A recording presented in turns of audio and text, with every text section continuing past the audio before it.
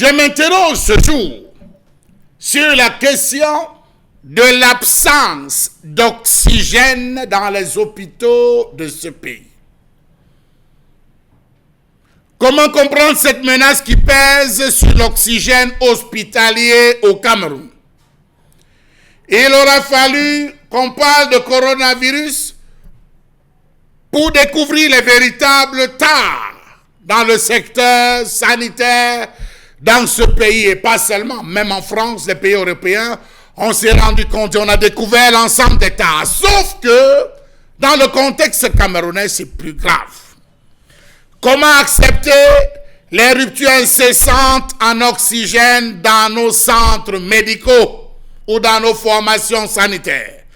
Comment comprendre que les deux multinationales qui détiennent le monopole de commercialisation de ce précieux produit procèdent, dit-on, à des surfacturations incompréhensibles de l'oxygène médical, limitant parfois l'approvisionnement des hôpitaux en essayant d'empêcher la concurrence d'entrer sur ce marché? Combien de patients devons-nous encore perdre pour que les moyens arrivent à nous et à nos patients, aux membres de nos familles? Le nombre d'enfants qui décèdent du fait de l'absence d'oxygène est grand et grave dans les hôpitaux.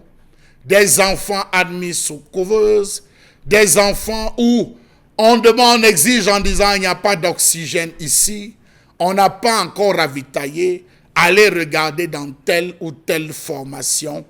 Beaucoup d'enfants décèdent à cause de cette affaire d'oxygène. Ce manque d'oxygène, je vous assure, qui est en train de faire cas dans le cas du Cameroun et dont personne ne s'en soucie.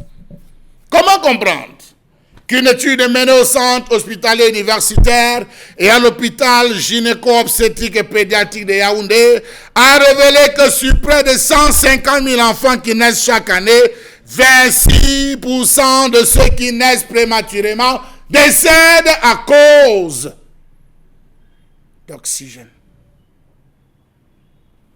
Au Cameroun, près de 90 000 nouveau-nés naissent tous les ans avec un poids inférieur à 2500 grammes et avant le terme théorique de 37 semaines. Parmi eux, près de 10 000 décèdent pour des causes évitables, dont le manque criard de couveuses, l'absence d'énergie électrique et d'oxygène. C'est grave dans ce pays.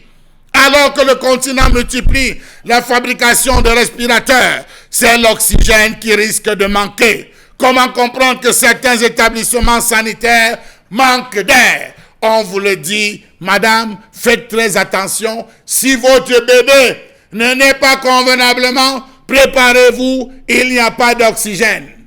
L'enfant admis ne va pas s'en sortir. Et voilà comment des enfants meurent. Que dire des patients atteints de maladies respiratoires à des moments?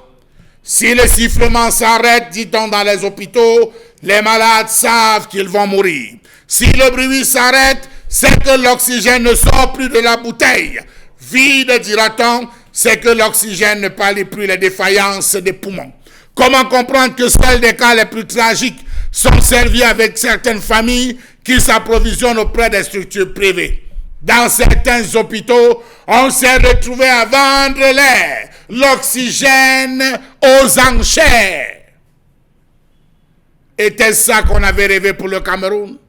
L'oxygène médical est un médicament disponible sous forme gazeuse dans des bouteilles haute pression ou sous forme liquide fortement réfrigérée dans des réservoirs isolés. Une pénurie dans les hôpitaux peut entraîner d'énormes pertes en vies humaines. Pourquoi n'existe-t-il pas des infrastructures chargées de la construction de cet oxygène?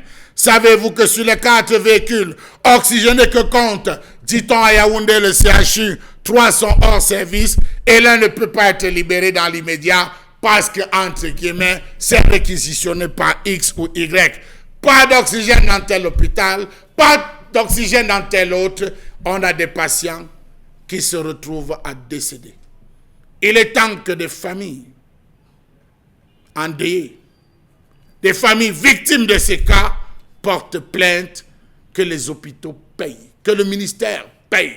N'allons pas chercher à savoir. N'entrons pas dans ce jeu employé généralement. On a passé la commande de 17, on a passé la commande des concentrateurs, l'oxygène va arriver. N'entrons pas à l'intérieur. Le peuple aujourd'hui, nous devons vivre sur du concret. 10 000 enfants meurent chaque année. Pourquoi? Oxygène. Combien de patients décèdent chaque année, seulement pour 2020-2021? Allez imaginer, à cause de l'oxygène.